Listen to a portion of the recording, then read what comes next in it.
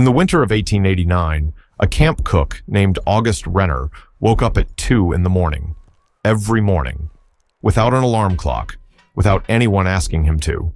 He had been doing it for 19 years. By 3:30, breakfast was ready. By 4, 81 men were seated at a 40-foot plank table eating in complete silence. By 4:30, every one of them had disappeared into a frozen forest with axes and saws and enough calories in their bodies to do something that would kill most people alive today. The rule of silence wasn't cruelty, it was arithmetic. Talking slowed eating. Slow eating delayed work. Delayed work cost the company money, and a company that lost money closed the camp. And a camp that closed meant 81 men had no wages, no shelter, and no food in the middle of a Minnesota winter. So they ate in silence. And August Renner cooked in silence before that, alone in the dark, for 19 years. Today we are counting down 22 breakfasts that American lumberjacks ate before dawn in the logging camps of the 1880s and 1890s. The meals that fueled the industry that literally built American cities. The timber that framed houses in Chicago, Detroit, and Minneapolis was cut by men who ate these meals in darkness. Number 17 on this list was so calorie-dense that a single serving exceeded 1,400 calories before a man ever picked up an axe. Number 3 was a cooking technique so extreme that it has vanished entirely from American kitchens. And number 1 reveals something about the men who ate it that no history book has ever properly acknowledged. Stay until the end, because the last story is about August Renner, and it will stay with you. If you've ever wondered what it actually took to build this country, subscribe now and turn on notifications. Every week, we bring back a story that deserves to be told. Number 22, black coffee by the bucket. Not a beverage, a prerequisite. Before a single plate hit the table, before the first pan hit the fire, before August Renner even lit the lantern, there was coffee, not a pot, a 10-gallon kettle. Camp cooks in the 1880s brewed coffee using a fistful of grounds per gallon, boiled hard until the liquid turned the color of creek water after a storm. Some threw in a raw egg, shell and all, to settle the grounds to the bottom.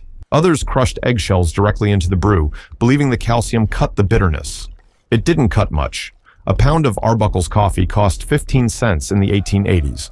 A large camp burned through 5 pounds every single day. Here is the detail that changes how you understand this coffee. It sat on the stove from 3 in the morning until the last man finished eating. Every hour, it reduced further. Every hour, it became darker, thicker, more brutal. The men who drank the last cup of the morning were drinking something that bore almost no resemblance to what the first men had received. Nobody complained, because the alternative was walking into a frozen forest before sunrise without it. In a logging camp, coffee was not a comfort. It was the difference between a man who could feel his hands and a man who couldn't. Number 21, salt pork and fried bread, the breakfast that tasted like the middle of nowhere. When a camp was too deep in the wilderness for regular supply wagons to reach, and many were, salt pork became the foundation of every meal, including breakfast. The cook carved thick slabs from a barrel of cured pork belly, fried them in a cast iron skillet the size of a wagon wheel, then used every drop of the rendered fat to fry rough chunks of bread dough until they puffed golden and crisp. The bread absorbed the pork grease completely. Men ate it with their hands, alternating bites of chewy salt pork with bites of bread that tasted like the fat had been pressed into every fiber. A barrel of salt pork cost roughly $12 in 1885 and fed a crew of 30 men for 2 weeks. Here is the fact nobody expects. Logging companies calculated the cost of feeding their crews to the fraction of a cent per man per day. They tracked food expenses with the same precision they tracked board feet of timber per acre. They paid for the salt pork without complaint, because a hungry crew was a crew that walked off the job. And a crew that walked off the job in the middle of a Minnesota winter left behind timber contracts worth 10 times the cost of any barrel of pork.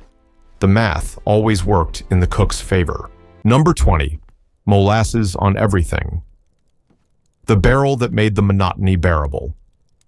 Every cook shanty in the North Woods had one, a dark barrel in the corner, refilled every week, guarded with the same suspicion a bartender reserves for the till. Molasses was the lumberjack's sugar, his syrup, and the only thing that changed the flavor of any meal from one day to the next. Men poured it over flapjacks, stirred it into oatmeal, drizzled it over salt pork, and spooned it straight from the barrel when the cook wasn't looking. Those who used too much received a look from August Renner that, according to camp journals of the era, could split a birch log. A gallon of blackstrap molasses cost 30 cents at frontier prices. Here is what nobody tells you about blackstrap molasses. It contains more iron per tablespoon than most cuts of beef. It delivers calcium, potassium, and magnesium in concentrations that no other sweetener comes close to matching. Lumberjacks in the 1880s didn't know any of this. They just knew that when everything else on the table tasted the same, and everything always did, the molasses barrel was the one thing that made breakfast feel like a choice. In a life with almost no choices, that mattered more than anyone recorded. Number 19, boiled oats. 1,000 pounds of oats, one winter, one camp. A 50-pound sack of rolled oats cost about $1 in the 1890s and fed a crew for the better part of a month. The cook prepared them the night before, dumped into a massive pot of boiling water, cooked down into a thick gray mass, then reheated before dawn. Plain, it was indistinguishable from wallpaper paste. With molasses, salt pork drippings, or a splash of canned milk, it became something else entirely. A slow-release fuel that broke down steadily in the stomach over hours, providing sustained energy through the coldest and most physically brutal work in North America. Here is the number that defines how serious this was. One camp in northern Minnesota reportedly consumed 1,200 pounds of oats in a single winter season. Not bags, pounds. Camp logbooks from the era recorded oat deliveries by the ton, not the sack. Men ate it without enthusiasm and without complaint. Because complaining about food in a logging camp was a reliable way to find yourself eating outside. In January, in Minnesota. Number 18, fried side meat with pan gravy. The cook's only standard, and it was enough.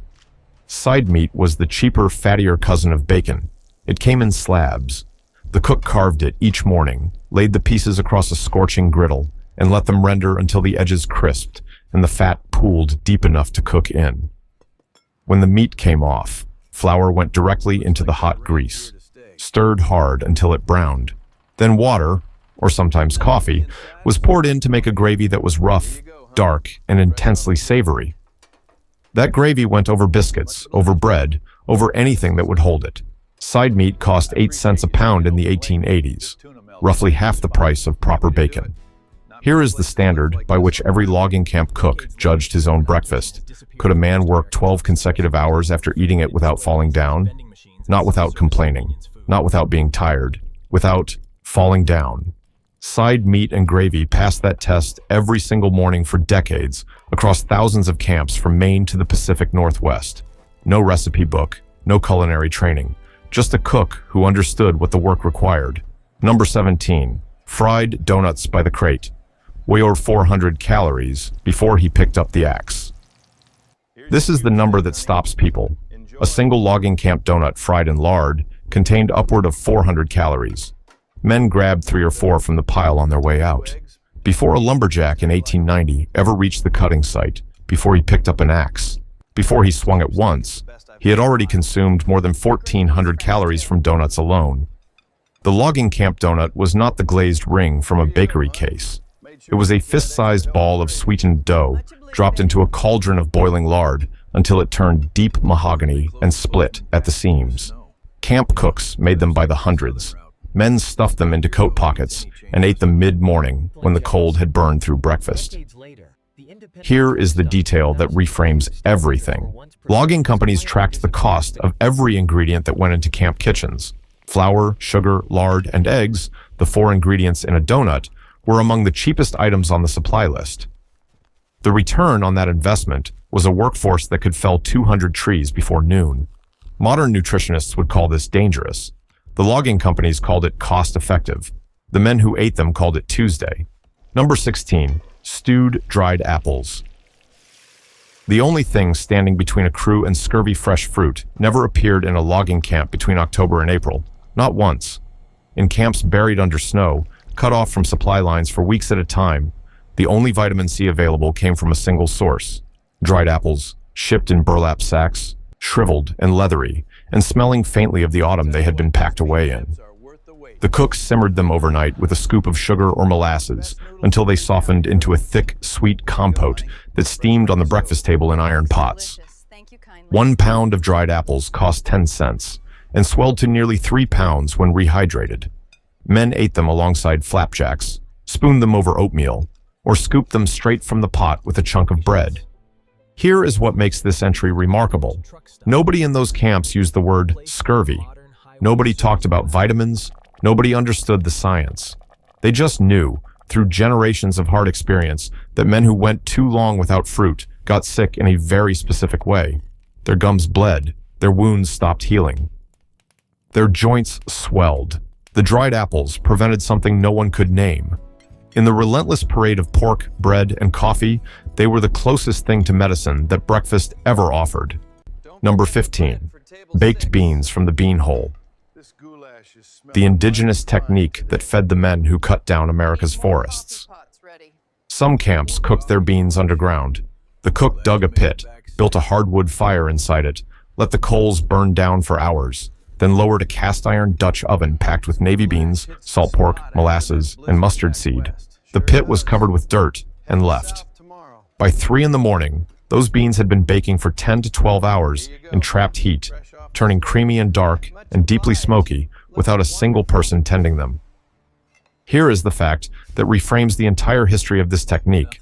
It didn't come from New England settlers or logging camp innovation. It came from indigenous cooking traditions that predated European contact by centuries. The same method used by Abenaki and Penobscot communities across the Northeast was carried directly into the timber camps of Maine and Minnesota, often without the logging companies or the cooks knowing or acknowledging where it came from. 100 pounds of dried navy beans cost $3 in the 1880s. What the technique itself was worth, the knowledge it represented, nobody ever put a price on. Beanhole beans appeared at breakfast as often as dinner because they were ready when the cook wasn't. They asked nothing of anyone. For a man feeding 60 loggers before sunrise, that independence was worth more than any flavor. Number 14. Sourdough. Flapjacks stacked high. The most valuable thing in the kitchen wasn't a tool. Every camp cook carried a crock of sourdough starter, a living paste of flour, water, and wild yeast that he protected with a dedication that had nothing to do with sentimentality and everything to do with survival. In northern Wisconsin and Minnesota, cooks slept with their starter crocks pressed against their bodies to keep them from freezing overnight. A dead starter meant no flapjacks. No flapjacks in a logging camp was not an inconvenience. It was a near mutiny. Camp records from the 1890s document cooks producing over 500 flapjacks per morning for a crew of 50. A single lumberjack could eat 10 to 15 in one sitting, stacked tall and drowned in molasses. Here is what made the sourdough version different from anything made with commercial yeast. The fermentation produced a tang that lingered under the sweetness and made men reach for one more without understanding why. It was the same principle behind every great fermented food: complexity earned through time. When a cook retired after a decade in the camps, he handed his starter to his replacement the way a father hands a son a pocket watch. That starter had fed thousands of men. It had survived blizzards, supply failures, and 19 Minnesota winters. It was the most valuable thing in the kitchen, and it fit in a ceramic crock the size of a coffee can. Number 13. Corned beef, hash with a perfect crust. A cook's reputation traveled faster than he did. When a camp had access to canned corned beef, and by the 1880s most did, the cook chopped it fine with boiled potatoes and onions, pressed the mixture flat into a scorching iron skillet, and left it completely alone. That was the technique. Leave it alone. Let the bottom develop a crust so thick and dark and caramelized that it held the entire mixture together like a savory cake. Then flip it in sections and let the other side do the same. The crust was the entire point. A can of corned beef cost 20 cents in the 1880s. 2 cans and a bucket of potatoes fed 30 men. Here is what nobody tells you about the reputation of a logging camp cook. It traveled the North Woods faster than any letter. Crews moved from camp to camp each season following the timber contracts, and they talked. A cook who could produce a perfect crust on his hash was a cook who had work every season. His name passed between crews at the end of the logging season, the way sports fans talk about players. A cook who couldn't get the crust right, worked one season, and spent the next one looking for a different job. In a world with no reviews, no ratings, and no records, the hash told the whole story. Number 12. Johnny Cake, the food engineered for a coat pocket, not a table. Cornmeal batter poured thin onto a greased griddle, cooked until the edges turned lacy and pulled away from the surface, stacked and wrapped. Johnny Cakes, the name almost certainly derived from journey cake, bread made for travel, were faster than flapjacks, cheaper than biscuits, and tough enough to survive an entire morning in a coat pocket without crumbling. In camps across New England and the upper Midwest, cornmeal cost roughly half the price of wheat flour. Cooks who ran tight supply budgets used it wherever possible. The cakes were dense, slightly gritty, and carried a natural sweetness that wheat bread couldn't match. Men broke them apart and dragged them through bean juice, through gravy, through whatever liquid was on the plate. Here is what defines the Johnny Cake above every other item on this list. It was the only breakfast that required no utensil, no plate, no table, and no time. You grabbed it on your way out the door. You ate it in the dark, walking a frozen trail to a cutting site 3 miles into the woods, and it kept you standing until the mid-morning meal arrived by sled, engineered for movement, not comfort. Number 11. Head cheese. The ingredient nobody wanted, the food that fed 20 men for 2 days. This is the one that makes modern stomachs turn. A pig's head was simmered for hours until every scrap of meat fell from the bone and the broth turned thick with natural gelatin. The meat was picked clean, seasoned with vinegar, salt, pepper, and sage, packed into a pan and covered with the reduced broth, set overnight in the cold. By morning, it had firmed into something that sliced clean and held its shape like cold cuts. A pig's head cost almost nothing in the 1880s because almost nobody wanted one. The logging camp cook wanted it precisely because of that. Here is the math that drove every decision in a camp kitchen. 1 pig's head, practically given away by the butcher, fed 20 men for 2 full mornings. The same 20 men, fed with conventional cuts of pork, would have cost 3 times as much. Camp cooks didn't use head cheese because they loved it. They used it because waste was a form of failure they could not afford. Every part of every animal that entered a logging camp kitchen had to produce the maximum number of calories at the minimum possible cost. Head cheese was not a recipe. It was a philosophy, and it fed thousands of men who built an industry that shaped an entire nation. Number 10. Fried potatoes by the bushel. The only thing on the table that tasted like home. Potatoes were the only vegetable that could survive the journey to a remote logging camp intact. They arrived by wagon, stored in root cellars dug into frozen ground, and appeared at breakfast sliced thick and fried in whatever fat the cook had available. A bushel cost 40 cents in the 1880s. The cook started them before anything else, laying them in pork fat, letting them soften slowly while the rest of breakfast came together around them. By the time men sat down, the potatoes had developed a golden, salt-crusted exterior that shattered when bitten and dissolved immediately after. No seasoning beyond salt. No technique beyond patience. Here is the detail that nobody who wasn't there could have written. Potatoes were the only item on the breakfast table that reminded these men of somewhere else, of their mother's kitchen, of the farms in Finland and Sweden and Ireland and Quebec that they had left behind to earn winter wages in the timber. Every other item on that table was camp food. Industrial, efficient, relentless. The potatoes were something different. They were proof that the world outside the forest still existed. For a man who had been inside the same woods for 60 days without leaving, that was worth more than the calories. Number 9. Eggs by the case. The morning the camp felt like Christmas. When a supply wagon delivered eggs, the camp cook's entire approach to breakfast changed. He cracked them by the dozen into cast iron skillets the size of shields, frying them in lard until the whites set firm and the yolks stayed just runny enough to soak into bread. A case of 30 dozen eggs cost $4 in the 1890s and lasted a large camp exactly 2 mornings. Here is what those 2 mornings meant to the men who ate them. Lumberjacks in remote camps could go 3, 4, sometimes 5 weeks without seeing a fresh egg. The diet of salt pork, oatmeal, molasses, and biscuits was relentless and identical from one end of winter to the other. And then the wagon arrived.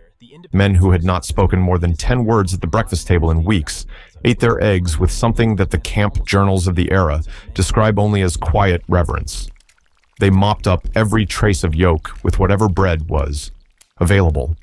They said nothing, but the journals noted it. Every cook who recorded those mornings used the same word, Christmas. Not because it was Christmas, because it felt like it. Number 8, venison steaks before dawn. The men who fed the crew ate with particular satisfaction. In camps where supply lines stretched thin across hundreds of miles of wilderness, hunting was not recreation. It was logistics. When a deer was taken, in camp journals from Michigan's Upper Peninsula record deer harvests, contributing as much as a third of a camp's winter protein, the cook carved the backstrap into thick steaks and fried them fast over high heat in the pre-dawn darkness. The meat was lean, iron-rich, and tasted of the same forest the men were about to spend the entire day cutting down. Here is the human detail that makes this entry different from everything else on this list. The men who had hunted the deer the day before ate their venison that morning with a satisfaction that was specific and private. Not pride exactly, something quieter. The knowledge that their work, separate from the logging work, unpaid, done in the dark after a full day of cutting timber, had fed the entire crew. Camp journals record this observation more than once. The hunters ate in the same silence as everyone else, but they ate differently. No one called it farm to table, they called it eating. Number 7, biscuits by the pan. 200 biscuits before most men opened their eyes. A skilled camp cook could produce 200 biscuits before sunrise. Flour, lard, salt, baking powder, and buttermilk if available, or water if not, mixed fast and cut with the rim of a tin cup into rough circles, then baked in sheet pans inside a cast iron stove until they rose tall and golden and split open along their tops.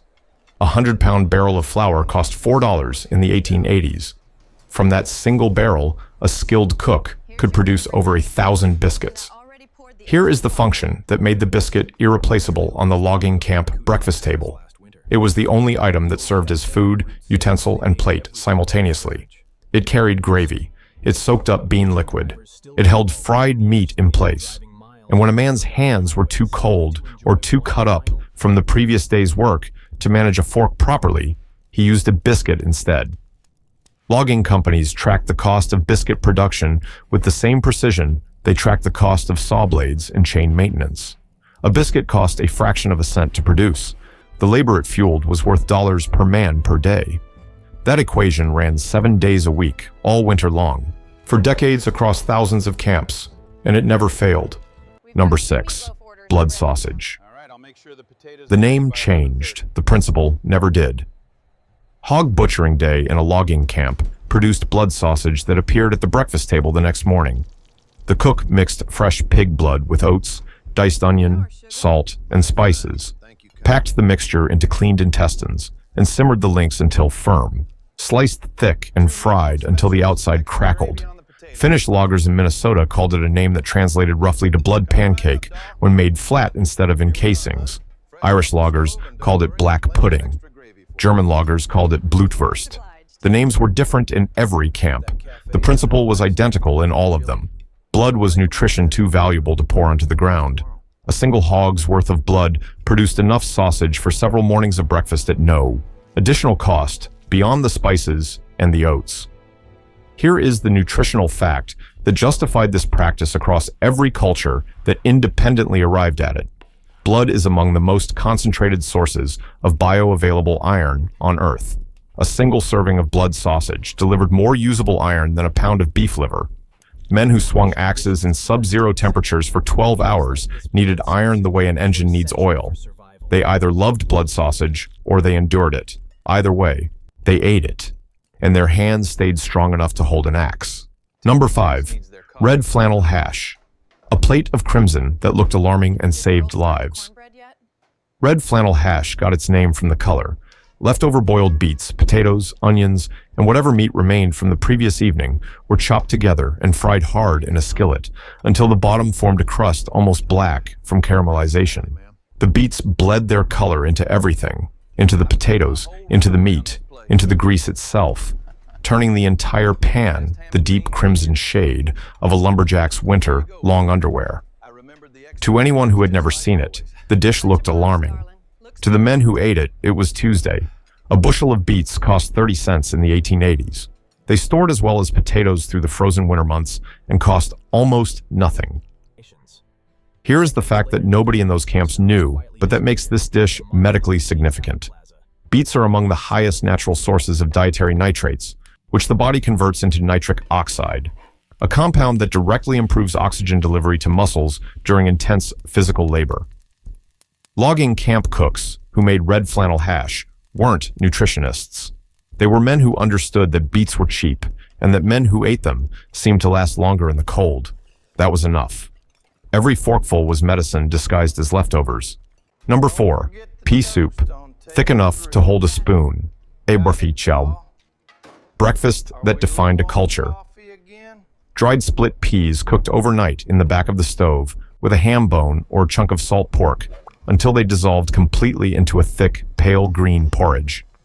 By breakfast, the soup had reduced to something closer to pudding than liquid.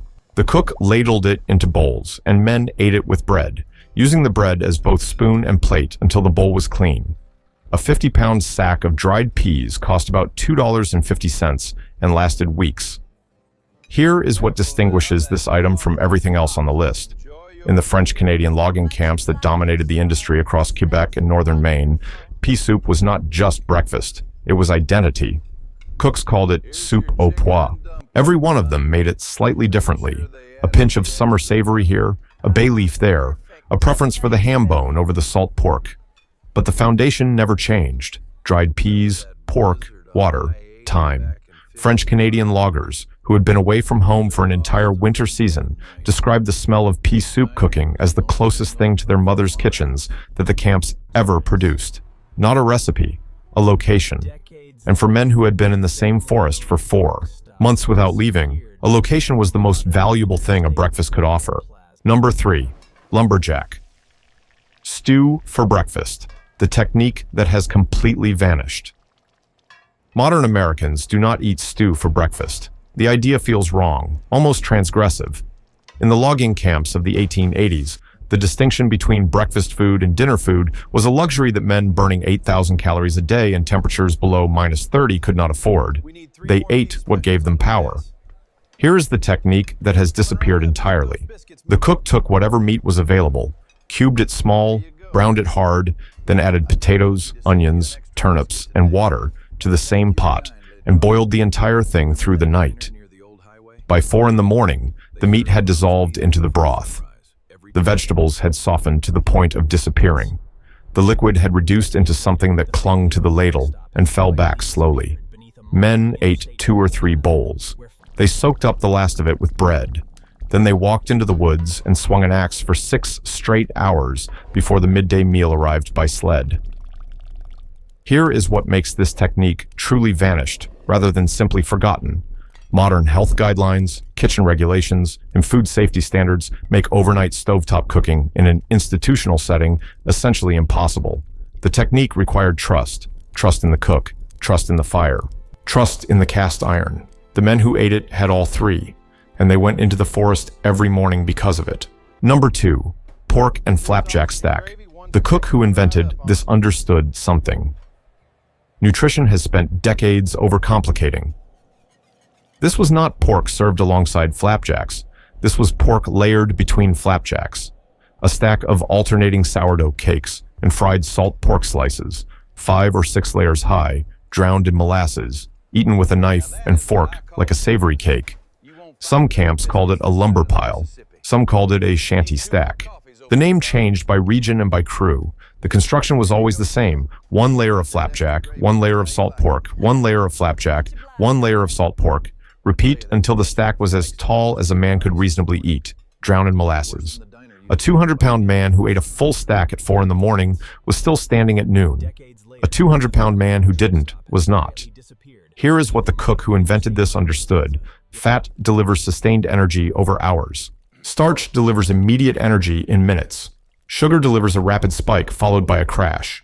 Combined in the right proportions, fat from the pork, starch from the flapjack, sugar from the molasses, the stack produced an energy curve that matched almost exactly the physical demands of a 6-hour morning of cross-cut sawing and frozen timber.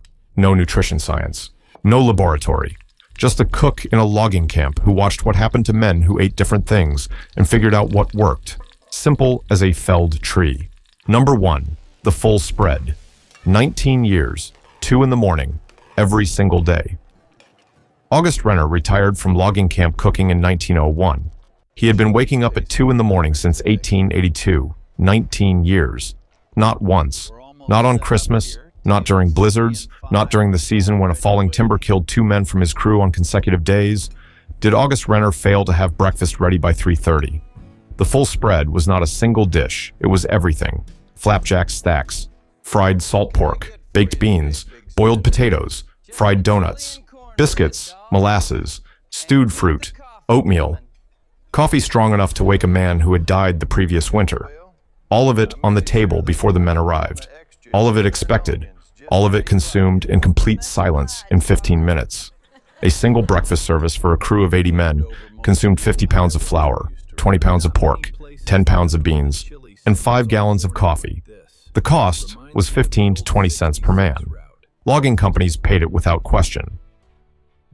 Here is the detail that nobody who has written about logging camp history has properly acknowledged. August Renner's name appears in no history book. No company record names him as significant to the operation. No monument marks his contribution to the industry that literally built the cities that defined the American Midwest. He woke up at 2 in the morning for 19 consecutive winters in conditions that would hospitalize most people alive today. He fed 80 men in silence. He never spoke during the meal either. Not because of the rules, because by the time breakfast was served, August Renner had been working for 4 hours, and he was tired. The timber that framed every house in Chicago, Minneapolis, and Detroit was cut by men who ate this breakfast. But someone had to make it, every morning, before the dark, in the cold, alone. That someone was August Renner, and 10,000 men, exactly like him, whose names nobody thought to write down. The forests they cut are gone. The camps they lived in rotted back into the ground within a generation. The companies that employed them left behind balance sheets and timber contracts and almost nothing else. But in the letters and journals and oral histories that survived, passed down through Finnish and Swedish and French Canadian and Irish families who still live in the towns that grew up around those camps, August Renner and men like him appear, not as heroes, not as victims, as men who woke up at 2 in the morning because someone had to, and who went to sleep each night knowing that 80 men had gone into a frozen forest that morning with enough in their bodies to survive what waited for them. That was the job. That was enough. Make one of these this week, the beanhole beans from a Dutch oven, the corned beef hash with the crust that takes patience, the flapjack and pork stack eaten before the sun comes up. Sit down with it, eat in silence for 15 minutes, then tell us in the comments which one you tried. Because somewhere out there, a family still has a camp journal that mentions the breakfast, and they'd like to know someone else remembers it. Subscribe now and turn on notifications. Every week, we bring back a forgotten piece of American history that deserves to be remembered. The next video goes somewhere nobody expects, and you won't want to miss it.